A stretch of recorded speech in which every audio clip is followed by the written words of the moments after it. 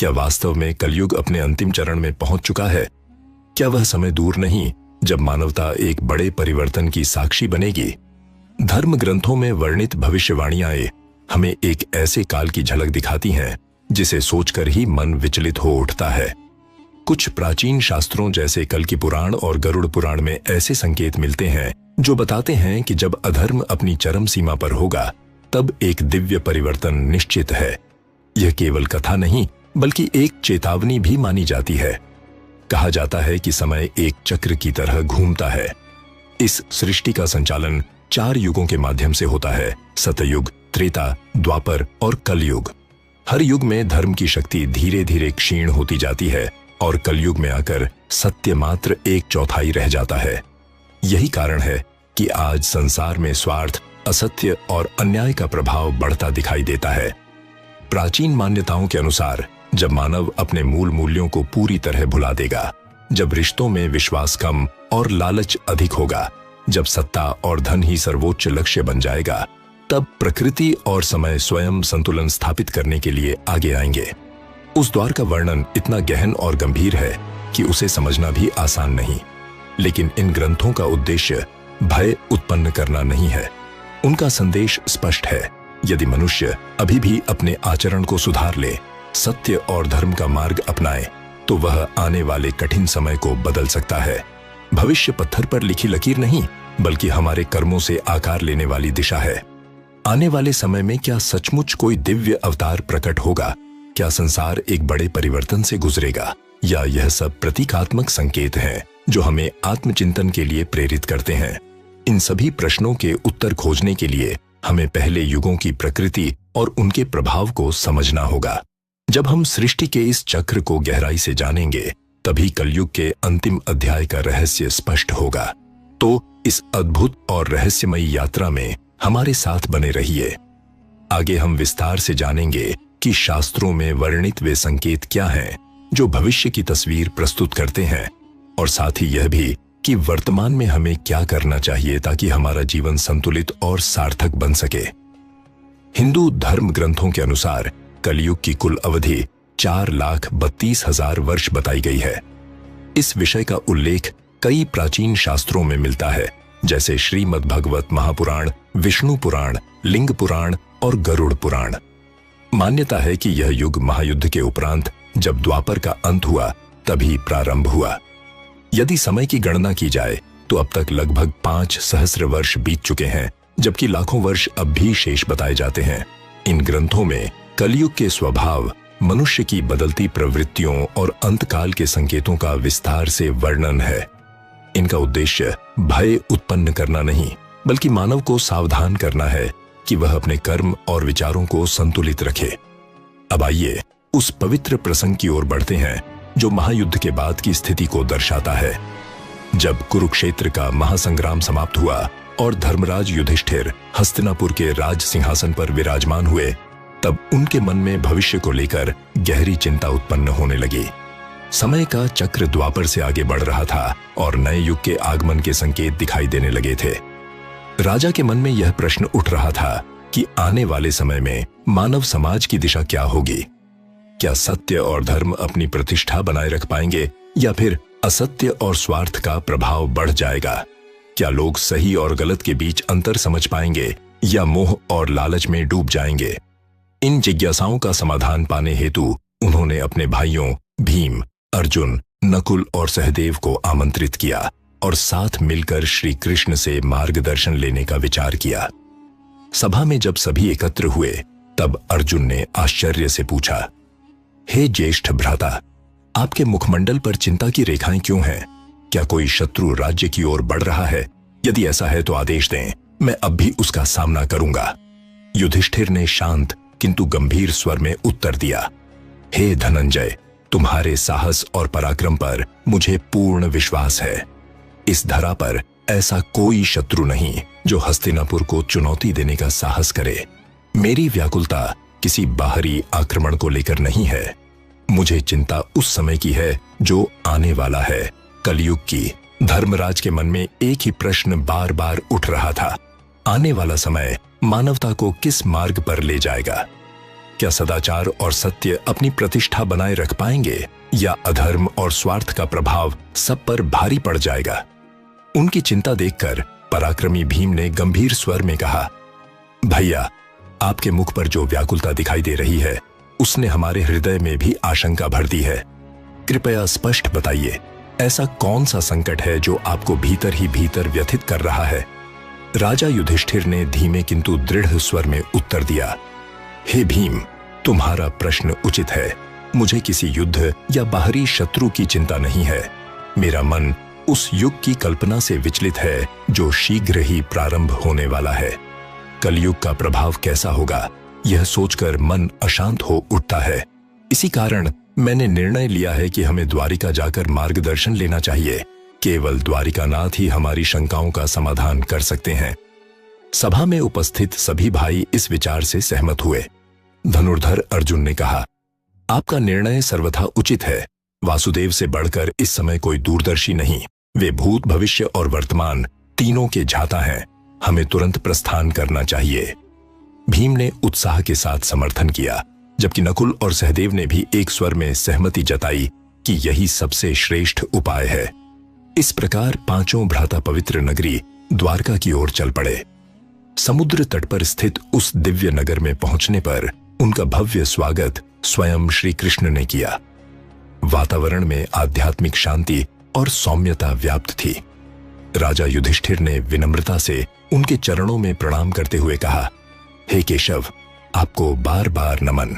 आप तो सर्वज्ञ हैं, हमारे मन की बात बिना कहे ही जान लेते हैं। फिर भी आज हम अपनी जिज्ञासा लेकर आपके सम्मुख उपस्थित हुए हैं। समय का चक्र तेजी से बदल रहा था। द्वापर अपने अंतिम क्षणों में था और नए युग की आहट स्पष्ट सुनाई देने लगी थी। धर्मराज युधिष्ठिर ने गंभीर स्वर में कहा, हे प्रभु, मैं जानना चाहता हूं कि आने वाले युग में मनुष्य का चरित्र कैसा होगा, उसका आचरण किस दिशा में जाएगा, लोग किन कर्मों में उलझेंगे और उस कठिन समय में आत्मा की मुक्ति का मार्ग क्या होगा। उनकी बात सुनकर श्री कृष्ण के अधरों पर हल्की मुस्कान उभरी।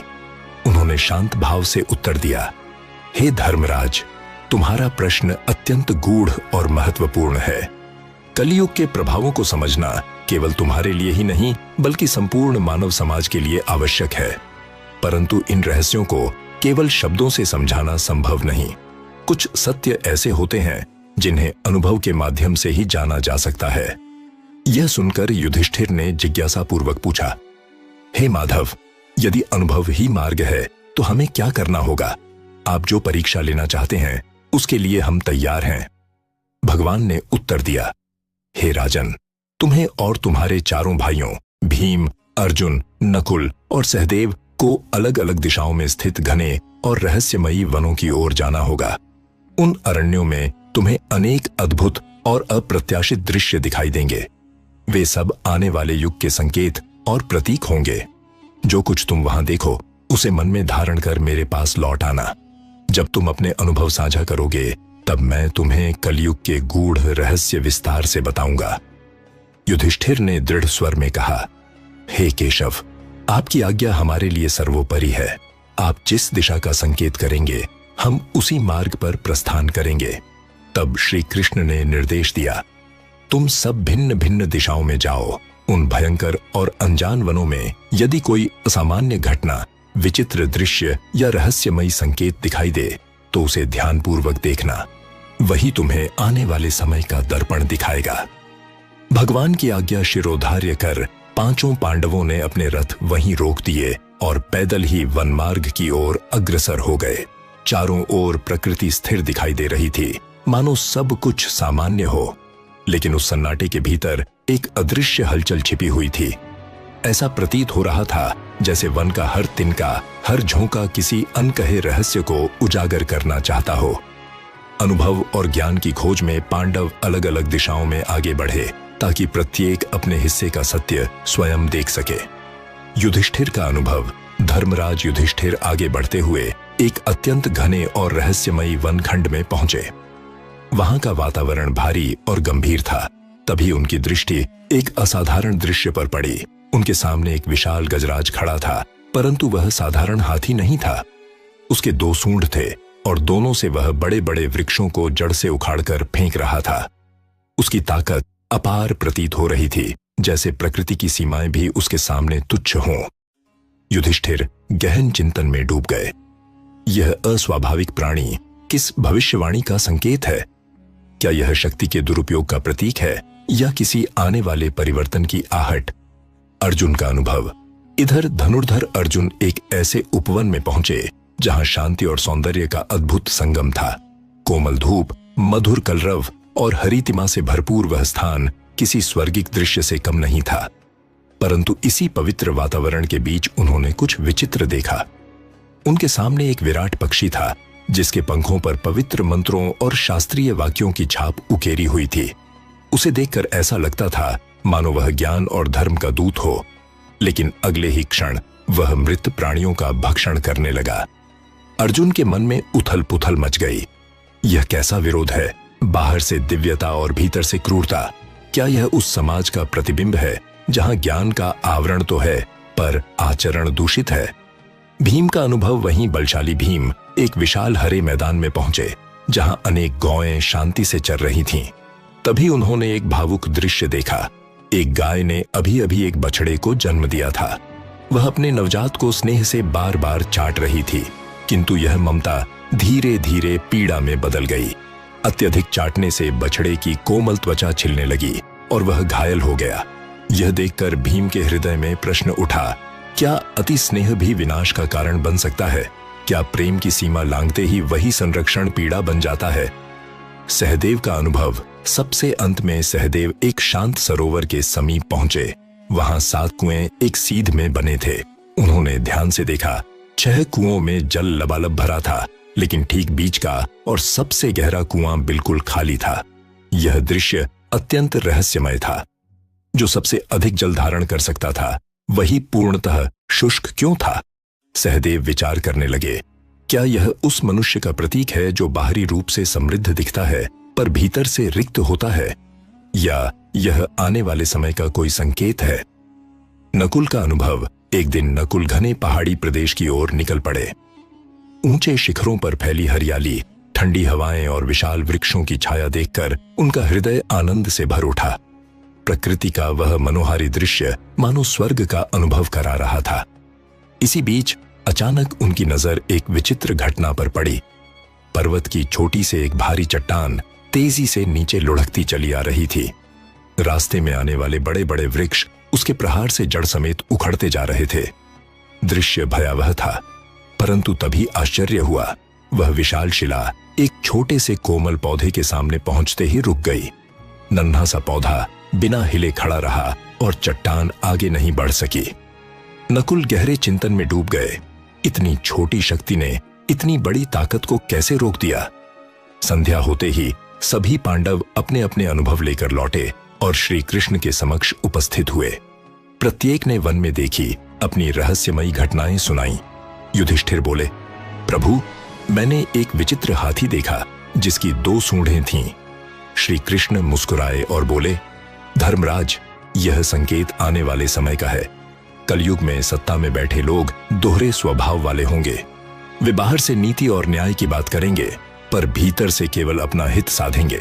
उनका आचरण दिखावे और स्वार्थ से भरा होगा। अर्जुन ने कहा, माधव, मैंने एक पक्षी देखा जिसके पंखों पर पवित्र मंत्र अंकित थे, पर वह मांस भक्षण कर रहा था। श्री कृष्ण बोले, पार्थ, इसका अर्थ है कि कलयुग में ज्ञान रखने वाले भी आचरण से शुद्ध नहीं होंगे। वे धर्म ग्रंथों का पाठ तो करेंगे, पर उनका जीवन उन शिक्षाओं के विपरीत होगा। विद्या का उपयोग सत्य के लिए नहीं, बल्कि लोभ और प्रतिष्ठा के लिए किया जाएगा। भीम ने कहा, केशव, मैंने देखा कि एक गाय अपने ही बछड़े को अत्यधिक छाटते छाटते घायल कर रही थी। श्री कृष्ण ने समझाया, भीम, यह भविष्य का संकेत है। आने वाले समय में माता पिता का अतिमोह संतान के विकास में बाधा बनेगा। अत्यधिक संरक्षण बच्चों को कमजोर और निर्भर बना देगा। प्रेम यदि संतुलित न हो तो वही कष्ट का कारण बन जाता है। सहदेव ने कहा, गोविंद, मैंने 7 कुओं को देखा। 6 कुएं जल से भरे थे, पर बीच का सबसे गहरा कुआं पूरी तरह सूखा पड़ा था। श्री कृष्ण ने गंभीर स्वर में कहा, सहदेव, यह दर्शाता है कि कलयुग में बाहरी समृद्धि तो होगी, पर हृदय भीतर से खाली होंगे। लोग धन और वैभव से संपन्न दिखेंगे, पर दया और सहानुभूति का अभाव रहेगा। किसी के दुख से उन्हें फर्क नहीं पड़ेगा। स्वार्थ ही जीवन का मुख्य आधार बन जाएगा। इन सभी प्रतीकों के माध्यम से श्री कृष्ण ने समझाया कि कलयुग की सबसे बड़ी पहचान होगी दिखावा, स्वार्थ और आचरण में गिरावट। लेकिन जो व्यक्ति सत्य, संतुलन और करुणा को अपनाए रखेगा, वही इस युग में भी धर्म की ज्योति जलाए रख सकेगा। नकुल का अनुभव नकुल फोल्डेड हैंड्स के साथ बोले, प्रभु, मैंने एक विचित्र दृश्य देखा। एक विशाल चट्टान पर्वत की चोटी से टूटकर नीचे की ओर तेजी से लुढ़क रही थी। उसके मार्ग में जो भी आया, विशाल वृक्ष, झाड़ियां, पत्थर, सबको वह रौंदती चली गई। ऐसा लग रहा था मानो उसे कोई रोक ही नहीं सकता। लेकिन तभी एक छोटा सा कोमल पौधा उसके सामने आकर खड़ा हो गया, और आश्चर्य, वही नन्हा अंकुर उस प्रचंड शिला की गति को थाम देता है। भगवान श्री कृष्ण मुस्कुराए और बोले, हे नकुल, यह दृश्य आने वाले समय का संकेत है। कल युग में धन, प्रभाव और राजसत्ता अत्यंत शक्तिशाली प्रतीत होंगे। वे बड़े बड़े वृक्षों की भांति स्थिर दिखेंगे, परंतु विनाश की आंधी में सब बह जाएंगे। किंतु जो मनुष्य सच्ची श्रद्धा से ईश्वर का स्मरण करेगा, जिसकी आस्था अडिग होगी, वह उस छोटे पौधे की तरह अडिग खड़ा रहेगा। भक्ति ही इस युग में मनुष्य की सबसे बड़ी ढाल और सहारा होगी। गरुड़ का प्रश्न और विष्णु का उत्तर, यह प्रसंग यहीं समाप्त नहीं होता। गरुड़ पुराण में वर्णन मिलता है कि एक समय गरुड़ ने भगवान विष्णु से प्रश्न किया, हे प्रभु, 4 युगों सतयुग, त्रेता, द्वापर और कलयुग में कलयुग को सबसे अधिक भयानक क्यों कहा गया है? इसके अंत के क्या संकेत होंगे और यह युग किस प्रकार समाप्त होगा? भगवान विष्णु ने गंभीर स्वर में उत्तर दिया, हे गरुड़, कलयुग में अधर्म, लालच और पाप अपने चरम पर पहुंचेंगे। जब यह युग अपने अंतिम चरण में होगा, तब कुछ विशेष लक्षण प्रकट होंगे जो मानव सभ्यता के पतन की सूचना देंगे। पहला संकेत, आयु और शक्ति का क्षय। भगवान ने बताया कि कलयुग के अंतिम समय में मनुष्य की आयु अत्यंत घट जाएगी। जीवन की अवधि औसतन 20 वर्ष के आसपास रह जाएगी। किशोरावस्था में ही लोग वृद्ध जैसे दिखने लगेंगे। कम उम्र में ही बाल श्वेत हो जाएंगे, त्वचा पर झुर्रियां आ जाएंगी और शरीर रोगों से ग्रस्त रहेगा। यह केवल शरीर का पतन नहीं होगा, बल्कि आचार, विचार और जीवन मूल्यों का भी ह्रास होगा। असंतुलित भोजन, अव्यवस्थित दिनचर्या और निरंतर मानसिक तनाव लोगों को भीतर से खोखला कर देगा। बालिकाएं बहुत कम आयु में मातृत्व का भार उठाने लगेंगी, किंतु स्वयं शारीरिक रूप से इतनी दुर्बल होंगी कि संतानों का उचित पालन पोषण न कर पाएंगी।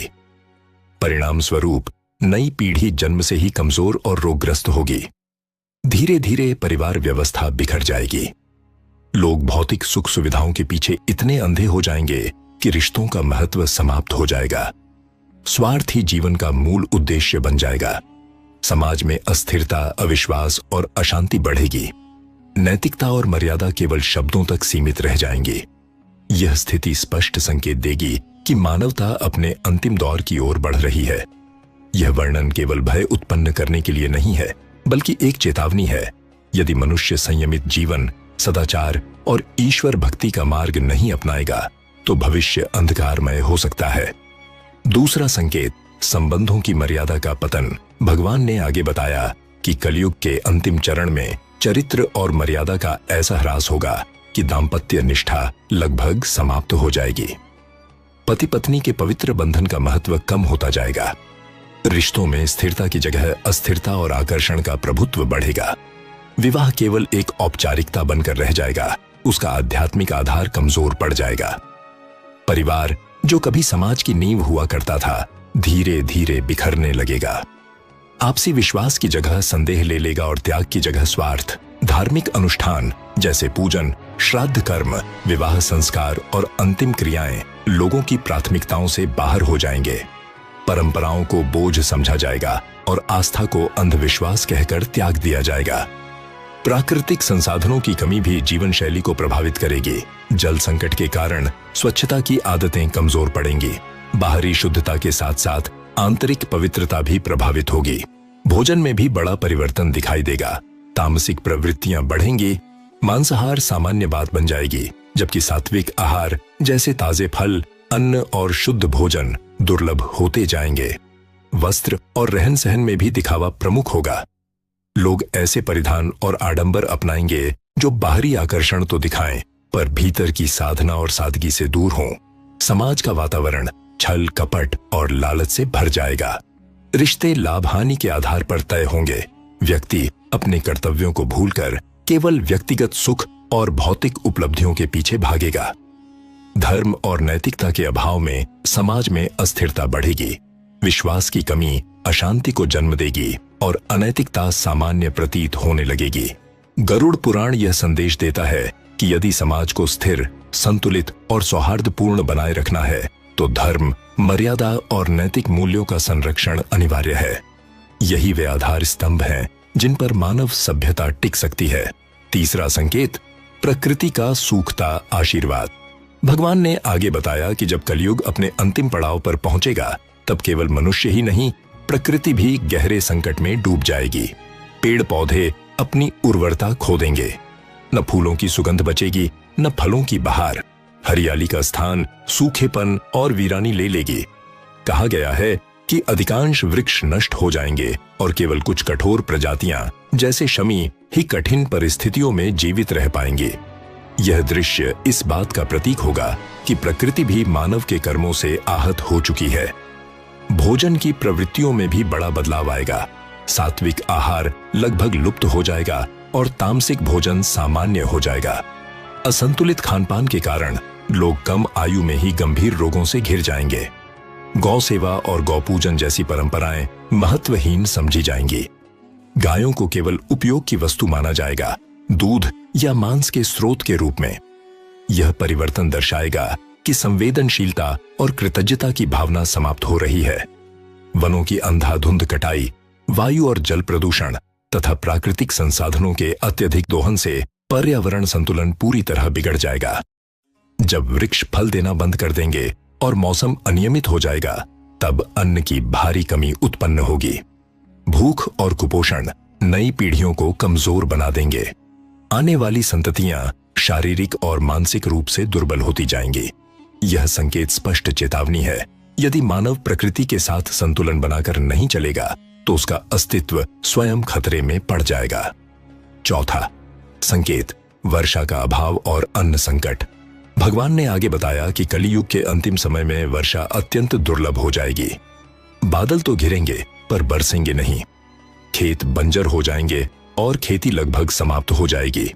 जो थोड़ा बहुत अन्न उत्पन्न होगा उसमें पोषण की कमी होगी। स्वादहीन और गुणहीन भोजन शरीर को संतुष्टि नहीं दे पाएगा। फलों की मिठास समाप्त हो जाएगी और जीवन से रस जैसे गायब हो जाएगा। लोग जल और भोजन के लिए व्याकुल होंगे। प्राकृतिक संसाधनों की कमी इतनी भयावह होगी कि सीमित साधनों पर ही जीवन निर्भर रहेगा।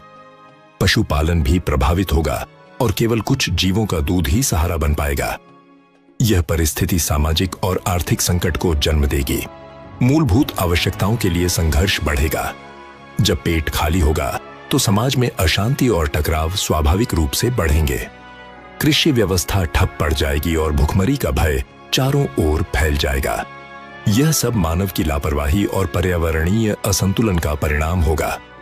गरुड़ पुराण इस प्रसंग के माध्यम से यह संदेश देता है कि प्रकृति का सम्मान, संतुलित जीवन शैली और धर्म का पालन ही मानवता को विनाश से बचा सकते हैं। इसके साथ ही भगवान विष्णु और गरुड़ के मध्य यह संवाद पूर्ण होता है, लेकिन इसमें छिपी चेतावनी आज भी उतनी ही प्रासंगिक है।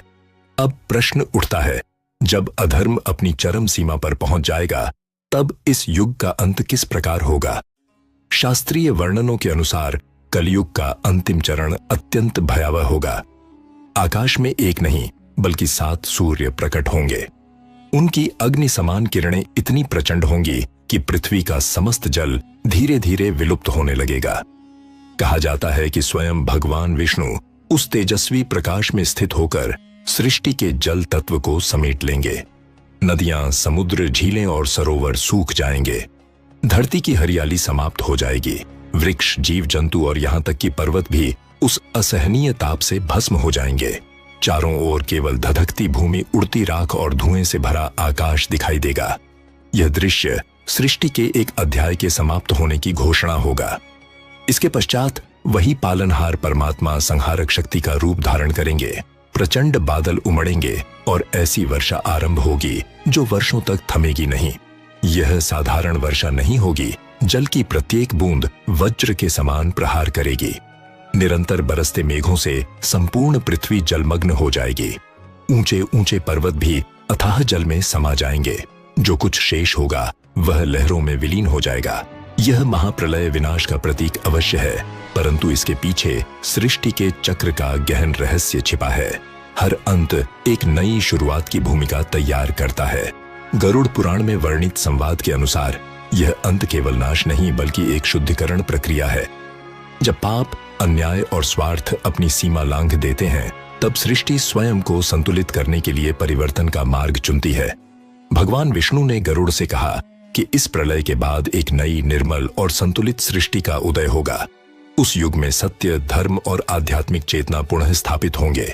केवल वे ही आत्माएं उस नव युग में स्थान पाएंगी जिन्होंने कठिन समय में भी धर्म का साथ नहीं छोड़ा, जिन्होंने सत्य और करुणा को अपनाए रखा। हमारे लिए क्या संदेश? यह भविष्यवाणी हमें भयभीत करने के लिए नहीं बल्कि जागृत करने के लिए है। चाहे समय कितना भी चुनौतीपूर्ण क्यों न हो, सत्य, नैतिकता और ईश्वर भक्ति का मार्ग ही स्थायी है। वही मार्ग हमें अंधकार के बाद आने वाले प्रकाश तक पहुंचाता है। मित्रों, यही है कलयुग के अंत का वह रहस्यमय वर्णन जो हमें धर्म और सदाचार पर अडिग रहने की प्रेरणा देता है। यदि आपको यह आध्यात्मिक कथा ज्ञानवर्धक लगी हो तो वीडियो को पसंद करें, अपने प्रियजनों के साथ साझा करें और ऐसे ही रहस्यमयी एवं धार्मिक विषयों के लिए हमारे चैनल से जुड़े रहें। और यदि आपके हृदय में भी ईश्वर के प्रति आस्था है तो कमेंट में श्रद्धा से लिखें, जय श्री कृष्ण।